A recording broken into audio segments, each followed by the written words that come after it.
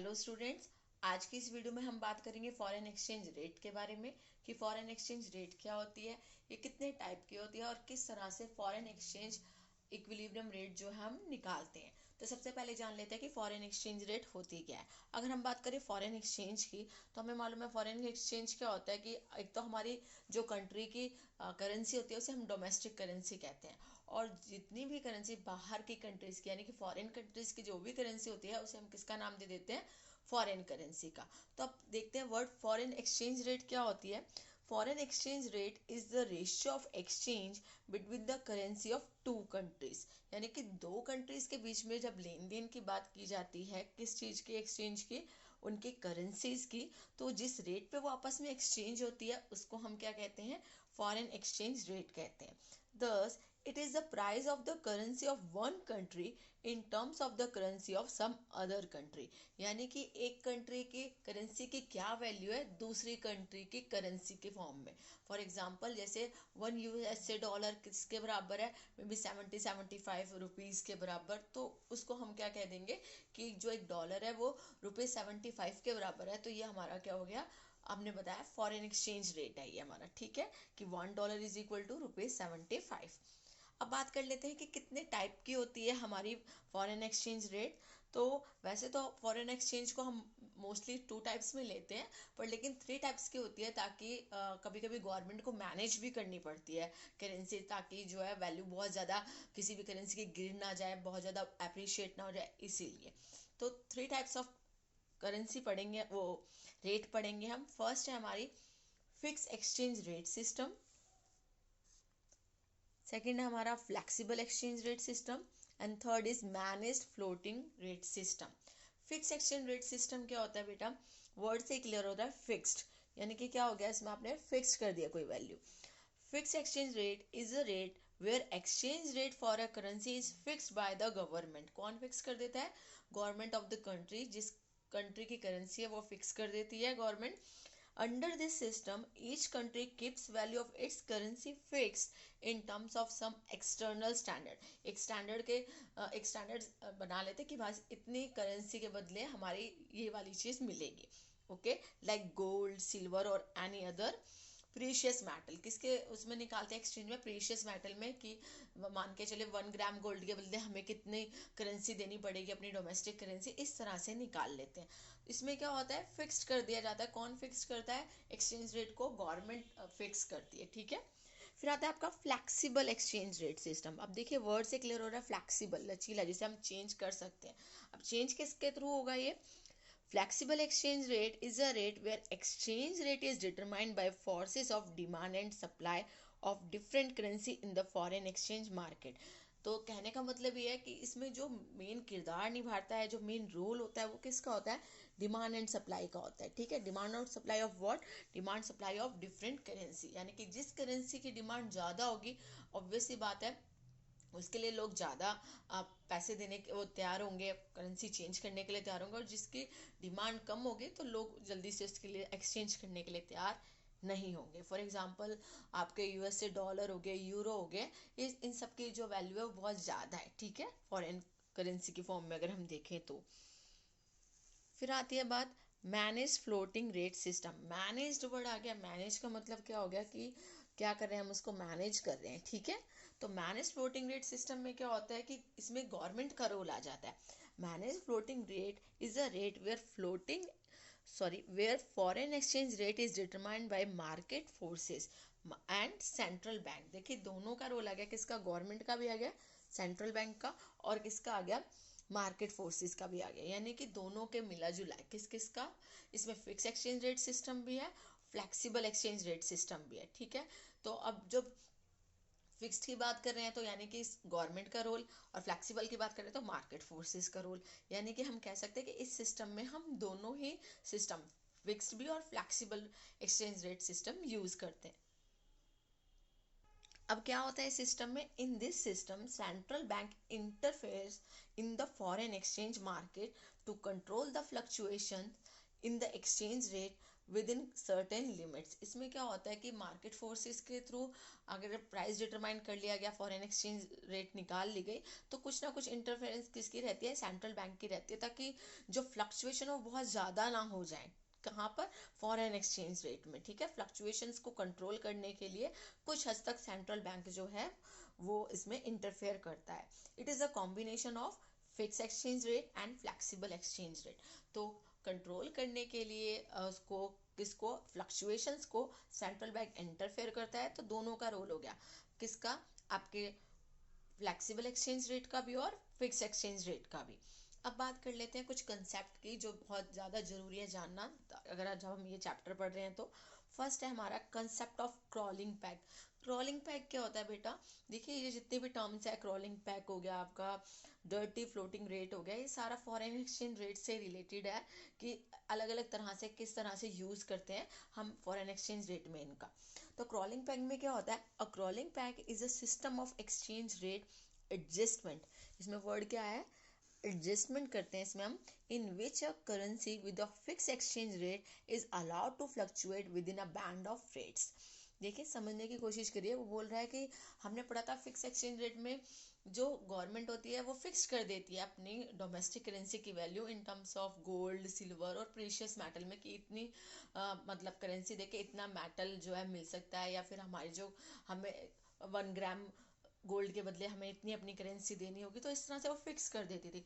But market situation देखकर क्या होता है, इनके पास थोड़ी सी फ्लक्चुएशन कर सकते हैं हम इसमें, यानी कि जो आपका फिक्स एक्सचेंज रेट है उसमें हम थोड़ा सा क्या कर सकते हैं, एडजस्टमेंट कर सकते हैं within a band of rates कुछ हद तक। The par value of stated currency and the band of rates में ऑल्सो बी एडजस्टेड फ्रीक्वेंटली। ये हम क्या करते हैं, थोड़ा सा एडजस्टमेंट करते हैं। ऐसा क्यों करते हैं, इसलिए बेटा क्योंकि the time of exchange rate volatility, volatility क्या होती है, जब एक्सचेंज रेट बहुत जल्दी बढ़ती है और बहुत जल्दी गिरती है। जैसे फॉर एग्जांपल मान के चलिए $1 is equal to 75 rupees, $1 is equal to 70 rupees, $1 is equal to 50 rupees. तो फ्लक्चुएशन बहुत ज़्यादा जल्दी जल्दी हो जा रही है, आज इतना रेट है कल इतना परसों उतना। तो क्या होगा, जब फ्लक्चुएशंस बहुत ज़्यादा होगी तो जो इन्वेस्टर्स होंगे या फिर आप कह सकते हैं कि जितने भी इंपोर्टर एक्सपोर्टर होंगे उनको बहुत ज़्यादा नुकसान हो जाएगा, है ना। क्योंकि रेट इतनी स्पीड से कम और ज़्यादा हो रही है, तो डीलिंग करने में बहुत ज़्यादा प्रॉब्लम होगी। कभी नुकसान बहुत ज़्यादा हो जाएगा, किसी को फ़ायदा बहुत ज़्यादा हो जाएगा, कभी इंपोर्टर को नुकसान हो जाएगा, कभी एक्सपोर्टर को नुकसान हो जाएगा। तो इस चीज़ को कंट्रोल करने के लिए किसका यूज़ करते हैं हम, क्रॉलिंग पैग का, जिसमें हम क्या करते हैं, कुछ एडजस्टमेंट कर देते हैं फिक्स एक्सचेंज रेट में। ओके, देन है आपका dirty floating rate. Dirty floating rate में क्या होता है, वर्ड देखिए, डर्टी फ्लोटिंग रेट, इसका मतलब डर्टी मतलब किसी गंदगी या इस चीज़ से नहीं है। इसमें क्या करते हैं, इसमें भी आपके जो आप कह सकते हैं एक्सचेंज रेट है उसमें थोड़ा बहुत चेंजेस लेकर आते हैं, ताकि जो फॉरेन मार्केट्स है वहाँ पे डीलिंग बहुत इजीली हो पाए। To manage the problem of volatility, अभी हमने वॉलेटिलिटी के बारे में पढ़ा है। क्या होता है कि फॉरेन एक्सचेंज रेट बहुत जल्दी फ्लक्चुएट होती है, कभी कुछ रेट पे कभी कुछ रेट पे। तो क्या हो, जब फ्लक्चुएशंस बहुत ज़्यादा हो जाएगा तो ट्रेडिंग करने में प्रॉब्लम होगी, ठीक है। To manage problem of volatility, central bank interference in the foreign exchange market, तो फॉरेन एक्सचेंज मार्केट में इंटरफेयर करता है to control the fluctuation in exchange rate, क्योंकि फ्लक्चुएशंस बहुत ज़्यादा हो रही है, कभी रेट बहुत हाई हो रहे हैं, कभी बहुत लो हो रहे हैं।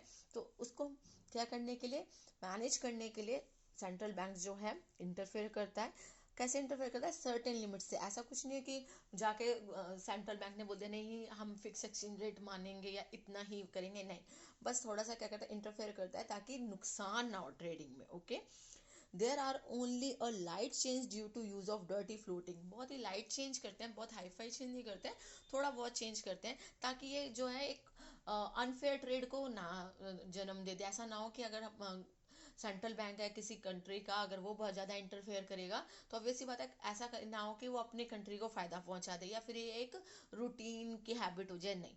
तो बहुत ही कम इसमें चेंज करते हैं, certain sorry what is slightest change करते हैं इसमें। so there are only a light change due to use of dirty floating because central bank of every country acts upon either से सेल और by two keep a control over exchange rate. तो क्या करता है, या तो cell कर देता है अपने जो उनके पास फॉरेन एक्सचेंज है, या फिर बाय कर लेता है ताकि क्या हो कि कंट्रोल कर सके, ठीक है। उसका जो मेन एम होता है वो यही होता है कि जो उनकी एक्सचेंज रेट है उसको हम डिजायर वैल्यू में लाए, ना ज़्यादा बहुत कम हो ना बहुत ज़्यादा हो, ठीक है, ताकि क्या हो सके, ट्रेडिंग इजीली हो सके, जो इन्वेस्टर्स हैं उनको नुकसान ना हो। अब बात कर लेते हैं करेंसी रीवैल्यूएशन और करेंसी डीवैल्यूएशन की। अगर बात करें करेंसी रीवैल्यूएशन को, तो रीवैल्यूएट कर रहे हैं हम इसमें क्या करते हैं, currency revaluation refers to increase in the value of domestic country by the government. Government है जिस कंट्री की, वो अपने डोमेस्टिक करेंसी की वैल्यू बढ़ा देती है। जैसे मैंने बोला कि मान के चलिए कि जो इंडिया है उसका जो रुपीस की वैल्यू है डॉलर के सामने बहुत कम है, 75 है, तो हमने कहा नहीं अब 75 नहीं 70 रहेगी, तो रीवैल्यूएशन होगी। अब आप कहेंगे मैम रीवैल्यूएशन कैसे हुआ, प्राइस तो पहले 75 था डॉलर का, अब 70 हो गया, तो रीवैल्यूएशन ऑफ रुपीज हुआ है, ना कि डॉलर। डॉलर में रीवैल्यूएशन नहीं हुआ, किस में रीवैल्यूएशन हुआ है, रुपीज में, ठीक है, हमने रुपीज की वैल्यू इंक्रीज कर दिया। वैसे होता है currency devaluation. Devaluation refers to decrease in the value of domestic currency by the government. अब इसमें क्या हुआ, आपने क्या कर दिया, डीवैल्यूएशन कर दिया अपनी करेंसी का। कभी कभी क्या होता है, बहुत ज़्यादा इंपोर्ट करने लगते हैं लोग। जब बहुत ज़्यादा इंपोर्ट करते हैं तो जो आपके कॉम्पिटिटर होते हैं जो ऑलरेडी कंट्री के हैं उनको नुकसान होने लगता है, क्योंकि बाहर से बहुत ज़्यादा इंपोर्ट हो रही है चीज़। तो उस टाइम पे जो कंट्री की जो गवर्नमेंट होती है वो क्या करती है, करेंसी डीवैल्यूएशन कर देती है, ताकि जो बाहर की करेंसी है उसके बदले हमें कम से कम पैसा मिल सके। अब इन दोनों में थोड़ा सा डिफरेंस देख लेते हैं कि what is the difference between devaluation and depreciation. देखिए मैंने आपको बताया था डीवैल्यूएशन में जो रिडक्शन होती है वैल्यू ऑफ डोमेस्टिक करेंसी की, वो कौन करती है, गवर्नमेंट करती है। So devaluation is reduction in the value of domestic currency by the government. जबकि डेप्रिसिएशन में किसका रोल होता है, depreciation is the decrease in the value of domestic currency due to demand and supply, ठीक है। Demand किसी country की currency की ज़्यादा हो रही है तो क्या हो जाएगा, एप्रिसिएशन हो जाता है, और कम हो जाएगा तो क्या हो जाएगा, डेप्रिशिएट हो जाएगी। तो यहाँ पे डेप्रिशिएशन की बात हो रही है, तो अब क्या हो रहा है, एप्रिशिएशन तो होता तो डिमांड बढ़ती, बट अब क्या हो रहा है, इसके डेप्रिशिएशन हो रहा है तो यानी कि डिमांड कम हो रही है, ठीक है। तो इसमें मेन रोल किसका हो गया, मार्केट फोर्सेस का हो गया। Devaluation is due to government policy. Devaluation कौन करता है, गवर्नमेंट करती है। डेप्रिशिएशन किसकी वजह से होता है, due to market forces, demand and supply of foreign currency या डिमांड और सप्लाई ऑफ डोमेस्टिक करेंसी, वो डोमेस्टिक करेंसी जिसकी वैल्यू डेप्रिशिएट हो रही है। तो अगर डिमांड कम होगी तो वैल्यू क्या हो जाएगी, डेप्रिशिएट हो जाएगी। फिर बात करते हैं अगर डिवैल्यूएशन की, तो devaluation is in fix exchange rate system. Devaluation कहाँ हो सकता है, जहाँ पे फिक्स एक्सचेंज रेट सिस्टम होगा, क्योंकि किसके हाथ में कंट्रोल है, गवर्नमेंट के हाथ में है। डेप्रिशिएशन कहाँ होगा, फ्लेक्सिबल एक्सचेंज रेट सिस्टम में होगा, क्योंकि यहाँ पर कौन डिसाइड करेगा कि कितना प्राइस होना चाहिए, मार्केट फोर्सेस। तो इसलिए किस में आएगा आपका, फ्लेक्सिबल एक्सचेंज रेट सिस्टम में। करेंसी डेप्रिसिएशन की डेफिनेशन देख लेते हैं। Currency depreciation is the decrease in the value of domestic currency in terms of foreign currency due to market forces. क्या होता है, करेंसी डेप्रिसिएशन में वैल्यू डिक्रीज हो जाती है डोमेस्टिक करेंसी की, किसकी टर्म्स में, in terms of foreign currency. यानी कि देखिए पहले मान के चलिए $1 इज 75 रुपीज, अब $1 इज इक्वल टू रुपीज 80, तो 85 रुपीज का क्या हो गया, डेप्रिशिएट हो गई है हमारी रुपीज करेंसी, जो गया है वो डेप्रिशिएट हो गया, तभी तो $1 के बदले में अब 80 रुपए पे करने पड़ रहे, पहले कितने करने पड़ रहे थे, 75। करेंसी एप्रिसिएशन क्या होता है, एप्रिसिएशन में हम क्या करते हैं कि जो हमारी जो करेंसी की वैल्यू होती है वो बढ़ जाती है, किसकी वजह से बढ़ जाती है, ड्यू टू मार्केट फोर्सेस। तो currency appreciation is the increase in the value of domestic currency in terms of foreign currency due to market forces of demand and supply. अब बात कर लेते हैं determination of foreign exchange equilibrium rate, कि किस तरह से जो है हम इक्विलिब्रियम रेट निकालते हैं। Foreign exchange equilibrium rate occurs where supply and demand for an exchange are equal to each other. कहने का मतलब ये है कि जब हम बात करते हैं इक्विलिब्रियम रेट की, तो इक्विलिब्रियम रेट वो रेट होती है जहाँ पर supply and demand for foreign exchange are equal to each other, एक दूसरे के बराबर होते हैं. अगर हम ग्राफिकली बात करें तो डिमांड एंड सप्लाई कर्व एक दूसरे को कट करते हैं. ठीक है. There is an inverse relationship between demand for foreign exchange and foreign exchange rate. ठीक है. अब देखिए बता रहा है कि क्या है, इनवर्स रिलेशनशिप है किसके बीच में, demand for foreign exchange and foreign exchange rate के बीच में. देखिए जितनी ज़्यादा फॉरेन एक्सचेंज रेट हाई होगी तो डिमांड उस करेंसी की उतनी कम हो जाएगी, क्योंकि हमें वो चीज़ जो है, करेंसी जो है वो महंगी पड़ रही है. ठीक है. There is a positive relationship between supply for foreign exchange and foreign exchange rate. अब जितनी ज़्यादा फॉरेन एक्सचेंज रेट की वैल्यू होगी उतनी ज़्यादा हम सप्लाई करना चाहेंगे, क्योंकि हमें बाकी करेंसी उतनी ज़्यादा मिलेगी. जैसे अगर मान के चलिए हम कह रहे हैं कि सप्लाई उस करेंसी की हम ज़्यादा करना चाहेंगे जिसके बदले में हमें जो फॉरेन करेंसी है वो क्या मिलेगी, ज़्यादा मिलेगी. तो कहने का मतलब ये है कि डिमांड के साथ फॉरेन एक्सचेंज रेट का इनवर्स रिलेशनशिप है, क्योंकि जितनी ज़्यादा आपकी मान के चल रहे हैं हम फॉरेन एक्सचेंज रेट बढ़ेगा उतनी डिमांड कम हो जाएगी, क्योंकि हमें बाकी करेंसी एक्सचेंज में हमें कम मिलेगी. और जो सप्लाई है उसके साथ जो है फॉरेन एक्सचेंज रेट का पॉजिटिव रिलेशनशिप होता है. डिमांड एंड सप्लाई के बारे में हम पहले भी पढ़ चुके हैं.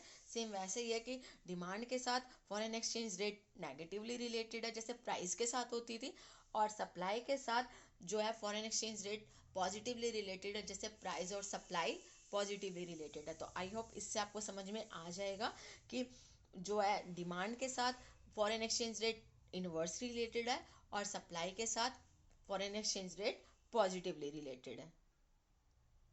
So demand curve of foreign exchange is slope downwards and supply curve of foreign exchange rate is upward. तो हम कह सकते हैं कि जो डिमांड कर्व होगा वो डाउनवर्ड जाएगा, जैसे जैसे एक्सचेंज रेट बढ़ेगी डिमांड कम हो जाएगी, और जैसे जैसे एक्सचेंज रेट बढ़ेगी सप्लाई बढ़ जाएगी. ठीक है. तो अगर हम इस डायग्राम को देखें तो इक्विलिब्रियम पॉइंट ये है जहाँ पे क्या हो रहा है, डिमांड और सप्लाई एक दूसरे को कट कर रही है. ठीक है. अब अगर हम मान के चलें तो देखिए ये हमारा ओ एक्सेस पे हमारे क्या है, फॉरेन करेंसी की सप्लाई और डिमांड की बात हो रही है, ये हमारी रेट ऑफ एक्सचेंज की बात हो रही है. ठीक है. ये हमारा डी डी डिमांड कर्व है और ए एस एस हमारा सप्लाई कर्व है, और ई क्या हमारा इक्विलिब्रियम पॉइंट है. अगर हम मान के चल रहे हैं रेट ऑफ एक्सचेंज बढ़ जाए so the demand of foreign exchange rate decrease. अगर मान के चल रहे हैं हम यहाँ पर इसका रेट बढ़ जाए, यहाँ से यहाँ तक बढ़ जाए, तो अगर आप डिमांड देखेंगे तो देखिए डिमांड कब क्या हो गया, कम हो गया, यहाँ आ गई क्वांटिटी. और अगर हम उसी तरह अगर रेट बढ़ते हुए मैं सप्लाई कब को तो देखिए तो पॉजिटिवली रिलेटेड है, तो देखिए सप्लाई हमारी बढ़ रही है. तो इसका कहने का मतलब ये हो गया कि जब आप फॉरेन एक्सचेंज रेट बढ़ा देते हैं तो डिमांड उसकी कम हो जाती है फॉरेन करेंसी की, और जो है हमारी सप्लाई है उसकी बढ़ जाती है. ठीक है. तो अब हम देखेंगे जब इस तरीके से जब हम रेट बढ़ा देते हैं तो डिमांड जो होती है वो कम हो जाती है, कॉन्ट्रास्ट हो जाती है, और जो सप्लाई होती है वो इंक्रीज हो जाती है. अब हमें वापस इक्विलिब्रियम पॉइंट चाहिए, तो इससे क्या होगा कि जो मार्केट फोर्सेस है किसकी, हमारी डिमांड एंड सप्लाई की, वो आपस में वर्क करेंगी, और इससे क्या होगा, वापस से हम इक्विलिब्रियम पॉइंट पे आ जाएंगे. तो रोल किसका रहता है इसमें, सप्लाई और डिमांड का रहता है. इसमें क्या होगा कि जब रेट बढ़ रहा है तो हम क्या करेंगे, सप्लाई को कम कर देंगे, जिसकी वजह से डिमांड बढ़ जाएगी, और डिमांड बढ़ जाएगी तो वापस ये वाला पॉइंट हमारा आ जाएगा. अब उसके बाद उल्टा देख लेते हैं कि मान के चलिए फॉरेन एक्सचेंज रेट का रेट कम कर दिया. अब जब हमने इसका रेट कम कर दिया तो क्या होगा, रेट कम करने की वजह से डिमांड जो है वो तो बढ़ जाएगी. डिमांड देखिए ये आ गई हमारी, और जो हमारी सप्लाई है जब हमने रेट कम कर दिया तो सप्लाई कम हो जाएगी, क्योंकि उस रेट पे लोग जल्दी से अपने फॉरेन एक्सचेंज रेट सेल करने के लिए तैयार नहीं होंगे, फॉरेन एक्सचेंज रेट वहाँ पे एक्सचेंज करने के लिए तैयार नहीं होंगे. तो देखिए अगर हम बात करें तो जब फॉरेन एक्सचेंज रेट डिक्रीज कर देंगे तो हमारी डिमांड तो बढ़ जाएगी, जबकि सप्लाई जो है हमारी कम हो जाएगी. अब फिर से इक्विलिब्रियम पॉइंट रीच करने के लिए हम क्या करेंगे, हमें ये करेंगे कि हमें अपनी डिमांड को तो कम करना पड़ेगा और अपनी सप्लाई को क्या करना पड़ेगा, बढ़ाना पड़ेगा, जिससे क्या होगा, फिर से वही इक्विलिब्रियम पॉइंट आ जाएगा जिसमें डिमांड पहले बढ़ी हुई थी अब क्या हो जाएगी, कम हो जाएगी, और जो सप्लाई हमारी घटी हुई थी उसको बढ़ा दिया जाएगा. तो इस तरह से वापस से क्या आ जाएगा, हमारा इक्विलिब्रियम पॉइंट आ जाएगा, जहाँ पर क्या होगा, demand and supply of foreign exchange rate equal to each other हो जाएंगे और वो हमारा इक्विलिब्रियम पॉइंट हमें मिल जाएगा। ये जो ई दिख रहा है ये हमारा क्या है, इक्विलिब्रियम पॉइंट है। जब जब डिमांड घट जाती है तो उसको फिर से हमें बढ़ाना पड़ता है। कब, जब हमारे रेट हाई हो जाएंगे तो वापस से आर नीचे आ गया, फॉरेन एक्सचेंज रेट वापस से नीचे आ गए। और जब क्या होता है कि फॉरेन एक्सचेंज रेट को हम घटा देते हैं तो फिर से हमें अपनी सप्लाई को इंक्रीज करना पड़ता है, डिमांड को कम करना पड़ता है, जिससे वापस वही पॉइंट हमारा इक्विलिब्रियम पॉइंट मिल जाता है। इसको मैंने ग्राफिकली भी एक्सप्लेन किया और फिर ग्राफ को भी अच्छे से एक्सप्लेन किया, आप इसको एक बार रीड आउट कर लेना। इस तरह से हम बोल सकते हैं कि जो हमारा फॉरेन एक्सचेंज इक्विलिब्रियम रेट है उसको निकालने के लिए सबसे ज़्यादा रोल किसका होता है, मार्केट फोर्सेस का होता है, डिमांड एंड सप्लाई का। अब कुछ की टर्म्स देख लेते हैं हम जो यूज होती है हमारी फॉरेन एक्सचेंज रेट में। फर्स्ट है हमारी near, NEER, nominal effective exchange rate. ये क्या होती है, ये एक तरह की रेट होती है। Nominal effective exchange rate is an unadjusted weighted average rate at which one country's currency exchange for a basket of multiple foreign currency। देखिए इन्होंने बताया अनएडजस्टेड वेटेड एवरेज रेट क्या होती है, जिसमें एक करेंसी की जो वैल्यू होती है वो किस फॉर्म में निकाली जाती है, exchange for basket of multiple foreign currency. Basket of multiple foreign currency क्या है कि अगर हम बात करें कि वर्ल्ड में, तो हमारी जो है जो फॉरेन बास्केट है हमारी, उसमें 5 करेंसी बहुत ज़्यादा मेन है, जिसमें आपकी euro, yen, dollar, pound included है। ठीक है, the nominal exchange rate is the amount of domestic currency needed to purchase foreign currency. अब नॉमिनल एक्सचेंज रेट सिस्टम क्या होता है, इसी की बात बता रहा है ये। The nominal exchange rate is the amount of domestic currency needed to purchase foreign currency, कि आपको कितना चाहिए होगी डोमेस्टिक करेंसी फॉरेन करेंसी को परचेज करने के लिए। Near is an indicator of a currencies international competitiveness in terms of foreign currency, कि भाई आपकी कॉम्पिटिटिवनेस कितनी है, आपकी मार्केट वैल्यू कितनी है आपकी करेंसी की। ठीक है, इन टर्म्स ऑफ फॉरेन करेंसी। जब आप क्या करते हैं, जब आप ट्रेड करते हैं उसकी बात कर रहा है कि भाई बाहर की करेंसी या कोई आपके कंट्री में इन्वेस्ट करता है तब की बात कर रहा है। If a domestic currency increase against basket of other currencies inside a floating exchange rate, near is said to be appreciate। देखिए कह रहा है कि nominal effective exchange rate appreciate कब होती है, जब डोमेस्टिक करेंसी की वैल्यू बढ़ती है इन टर्म्स ऑफ फॉरेन करेंसी। सारी फॉरेन करेंसी की बात नहीं करा, देखिए हम जानते हैं बहुत सारी फॉरेन कंट्रीज होती हैं, जैसे दुबई होगी आपकी, हांगकांग होगी, पर लेकिन इनकी करेंसी की इतनी वैल्यू नहीं है किसमें, वर्ल्ड बास्केट में। ये सिर्फ किसकी बात कर रहा है, उन्हीं करेंसीज की बात कर रहा है जिनकी जो आपकी basket of multiple foreign currency है ना, उसकी मेनली 5 करेंसी है इसमें, तो वो मेनली उनकी बात कर रहा है कि जो मेन करेंसी है उसके बदले आपकी जो डोमेस्टिक करेंसी है उसकी क्या वैल्यू है। अगर आपकी वैल्यू दिन पे दिन इंक्रीज होती है तो वो क्या कहलाता है, एप्रिसिएशन की वैल्यू बढ़ रही है फ्लोटिंग एक्सचेंज रेट में, कि आपको कितना पे करना पड़ रहा था पहले, अब कितना पड़ रहा है, तो एप्रिशिएट हो रही है। इफ डोमेस्टिक करेंसी फॉल्स, अगर मान के चल रहे हैं कि डोमेस्टिक करेंसी की वैल्यू डाउन हो रही है यानी कि डेप्रिशिएट हो रही है, the near is called depreciated. तो वो वैल्यू जो होती है आपकी क्या, नॉमिनल इफेक्टिव एक्सचेंज रेट, वो क्या हो जाती है, डेप्रिशिएट। फिर से समझा देती हूँ एक बार।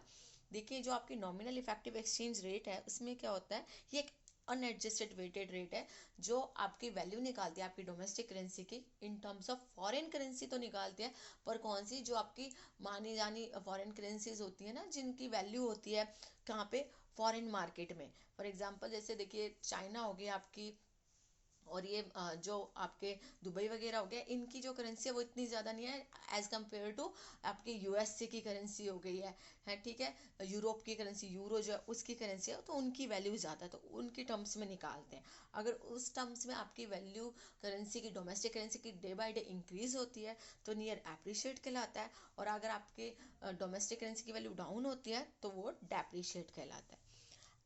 इसी तरह से एक और टर्म है रियल इफेक्टिव एक्सचेंज रेट। अब क्या होता है रियल इफेक्टिव एक्सचेंज रेट, देखिए बेटा जिस तरह से नियर में हम क्या करते हैं, हम निकालते हैं मल्टीपल फॉरेन करेंसीज टर्म्स में वैल्यू निकालते हैं अपनी डोमेस्टिक करेंसी की, इसी तरह से रियर में भी जो है एक कंट्री की डोमेस्टिक करेंसी को हम वैल्यू में कन्वर्ट करते हैं कि फॉरेन करेंसी कितनी आएगी, बट सिर्फ उसी से लेते हैं जो हमारा ट्रेडिंग पार्टनर है। कि मान के चलिए जैसे मैं हूँ, अगर मैं इंडिया में रहती हूँ, तो अगर मेरा यूएस से और मान के चल रहे हैं दूसरा ऑस्ट्रेलिया, इन दोनों से अगर मेरी डीलिंग चल रही है, तो अगर यूएस से और ऑस्ट्रेलिया से मेरी डीलिंग चल रही है, दुबई से मेरी डीलिंग नहीं चल रही, तो दुबई वाली करेंसी को मुझे चेक करने की ज़रूरत नहीं है। मैं किससे अपनी दोनों वैल्यू काउंट करूंगी? अपने डोमेस्टिक करेंसी की, यूएस से और ऑस्ट्रेलिया से, क्योंकि दुबई से मेरा इतना लेन देन नहीं है। तो इसमें हम क्या किसको देखते हैं, किसकी फॉरेन करेंसी देखते हैं? अपने ट्रेडिंग पार्टनर के, जिनसे हमें क्या करना है? ट्रेड करना है। तो it is the weighted average of a country's currency in relation to an index और basket of other major currencies who are major trading partners, जिनके साथ हमें क्या करना है? ट्रेड करना है, लेन देन करना है, इंपोर्ट एक्सपोर्ट करना है, उसी के बेस पे है। बाकी करेंसी से हमें मतलब नहीं है, बाकी कंट्रीज की करेंसी से मेनली किनसे मतलब है? जिनसे हम क्या कर रहे हैं? इंपोर्ट एक्सपोर्ट कर रहे हैं। It is an indicator of the international competitiveness of the country. क्या देखता है ये? इंटरनेशनल कॉम्पिटिटिवनेस देखता है कि एक कंट्री की करेंसी की क्या वैल्यू है दूसरी कंट्री की करेंसी से, जिससे हम क्या करते हैं? डील करते हैं, इंपोर्ट एक्सपोर्ट करते हैं। तो मेन इसमें किसका रोल होता है? मेन इसमें ट्रेडिंग पार्टनर्स की, जो ट्रेडिंग पार्टनर्स है हमारी कंट्रीज, उनकी करेंसी का रोल है, ना कि सारी वर्ल्ड्स की करेंसी का। उनका कोई रोल नहीं है, सिर्फ किसका है? जो हमारे ट्रेड पार्टनर्स हैं, उनसे हमें पता चलता है कि हमारी जो वैल्यू है वो कम हो रही है या ज़्यादा हो रही है। तो अगर इंक्रीजिंग हमारा रियल इफेक्टिव एक्सचेंज रेट है, तो इससे पता चलेगा जो कंट्री है उसकी कॉम्पिटिटिवनेस धीरे धीरे धीरे डाउन होती जा रही है, क्योंकि हमें ज़्यादा पे करना पड़ रहा है। फिर आता है आपका मल्टीपल एक्सचेंज रेट सिस्टम। देखिए हमने पढ़ा था फिक्स एक्सचेंज रेट सिस्टम, जो इसमें गवर्नमेंट डिसाइड करती थी रेट सिस्टम। फिर हमने पढ़ा था फ्लैक्सिबल एक्सचेंज रेट सिस्टम, जिसमें मार्केट फोर्सेस करती थी। अब है मल्टीपल एक्सचेंज रेट सिस्टम। ये वो रेट एक्सचेंज रेट है जिसमें क्या होता है? एक कंट्री दोनों ही फॉलो करती है system. Fix exchange rate system भी फॉलो करती है और फ्लोटिंग एक्सचेंज रेट सिस्टम भी फॉलो करती है, यानी कि वो दोनों को ही फॉलो करती है at the same time, and both can be used when exchanging currency in that country। Same time पे आप चाहे तो फिक्स एक्सचेंज रेट सिस्टम भी कर सकते हो और फ्लैक्सिबल भी। तो Algeria, Egypt, Jordan, Syria, Yemen, ये सारे जो है वो multiple exchange rate system follow करते हैं।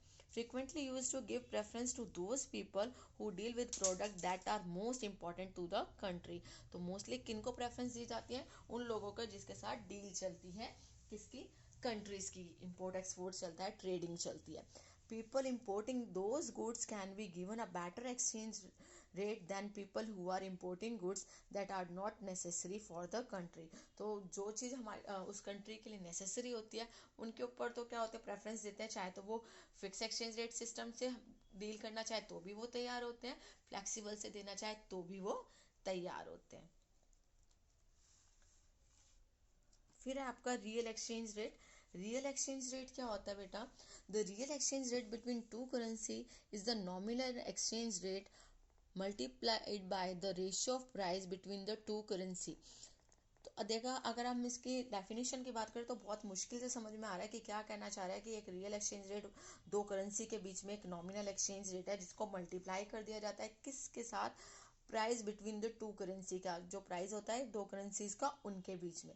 अगर हम इसको एक एग्जांपल से समझेंगे तो ज़्यादा जल्दी समझ में आएगा। देखिए, मान के चलिए कि एक मैकडोनल्ड बर्गर है, ठीक है।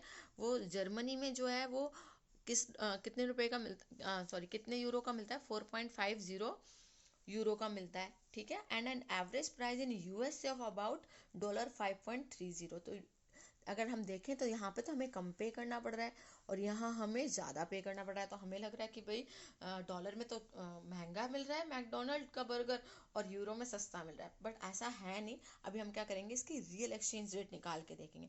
For the Big Mac in Germany dollar euro exchange rate of 1.18। अगर हम इसके रेट की बात करें तो इन दोनों का, जो अभी हमने बोला था ना, the real exchange between two currencies the nominal exchange rate multiply by, तो नॉमिनल एक्सचेंज रेट जो है इन दोनों की, वो हमारी क्या है? 1.18। ये हमारी क्या है? इनकी नॉमिनल एक्सचेंज रेट है। सो अब हमें क्या निकालनी है? रियल एक्सचेंज रेट निकालनी है। The real exchange rate is then 1.18, जो नॉमिनल एक्सचेंज रेट है उसको मल्टीप्लाई करना है, मल्टीप्लाई बाय लिखा ना द रेशियो ऑफ प्राइजेस।